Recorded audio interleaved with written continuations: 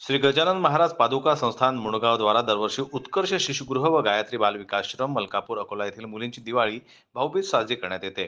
या मुलींना मुंडगावाला आमंत्रित केलं जातं. संत नगरी मुंडगाव हे त्यांच्या मामाचं गाव झालेलं आहे. या मुलींना दरवर्षी मामाच्या गावाला जाण्याची आस लागलेली असते. रविवारी सकाळी संस्थानाने सकाळी 10 वाजता मुलींना मुंडगावला आणलं. भजनी दिंड्या व फटाक्यांच्या आतिषबाजीने विश्वस्त मंडळ व गावकऱ्यांनी त्यांचं स्वागत केलं.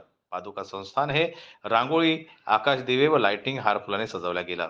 मंदिर आवारात आल्यावर मुलींचं पाद्यपूजन करून त्यांना गर्भगृहातून पादुका दर्शन करण्याचा मान दिला गेला. नंतर मिष्टान्न भोजन झाल्यावर विहीर संस्थान पोपटखेड येथे दर्शन व विरंगुळा म्हणून पाठवण्यात आलं. दुपारी या मुलींकरता विनोदी भारुडाचा कार्यक्रम कैलास खडसान यांनी सादर केला.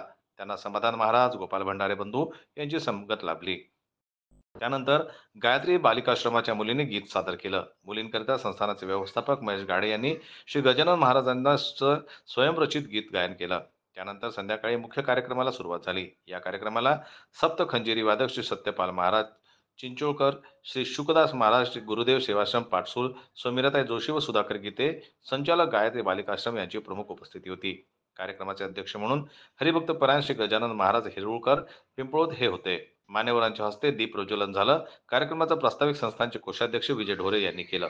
कार्यक्रमाचे औचित्य साधून पादुका संस्थाला नेहमी मदत करणारे मंगल कार्यालयाचे संचालक मुंडगावातील प्रमोद लहाने व केशव दहिभात यांचा सत्कार यावेळी करण्यात आला. तसेच मुंडगावला विविध शिक्षण संस्थांची निर्मिती करून शिक्षणाची विकास गंगा आणणारे मिलिंद देशमुख यांचा सुद्धा मान्यवरांच्या उपस्थितीत संस्थानचे अध्यक्ष विलास बहादुरे, व्यवस्थापक महेश गाडे, विश्वस्त गणेश कळसकर, ज्वारसिंग आसोले, शरद सोनटक्के, गणेश ढोले, डॉक्टर प्रवीण काळे यांच्या हस्ते शाल, श्रीफळ, सन्मान चिन्ह देऊन सन्मान करण्यात आला. यावेळी गाडेकर दादा गीतेसाहेब यांनी आपले मनोगत व्यक्त केले. श्री सत्यपाल महाराज यांच्या बहादर भाषणाने रंगत आली. श्री गजानन महाराज हिरुळकर यांचे अध्यक्ष भाषण झाले. मान्यवर व विश्वस्त मंडळ तसेच व्यवस्थापन समिती सदस्य यांनी मुलींसोबत दिवाळी भाऊबीज साजरी केली. कार्यक्रमाचा समारोप मुलींनी गायलेल्या वंदे मातरम या गीतानं झाला. कार्यक्रमाचे सूत्रसंचालन कैलास खडसान यांनी केलं. रात्रीचे निष्ठान्न भोजन झाल्यानंतर फटाके फोडण्याचा आनंद लुटण्यात आला व विश्वस्त मंडळ गावकऱ्यांनी जड अंतकरणाने मुलींना आश्रमात जाण्याकरिता निरोप दिला. या कार्यक्रमाला देणगीदार, कपडे, भेटवस्तू देणारे व अन्नदाते अशा बऱ्याच समाजसेवींचे हातभार लाभले.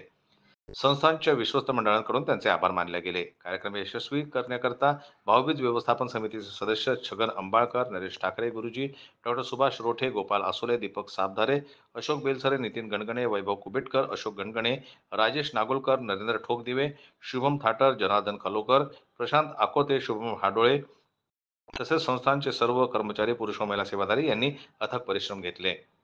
जनमत लाईव्ह न्यूजसाठी अकोटहून देवानंद खिरकर यांची रिपोर्ट.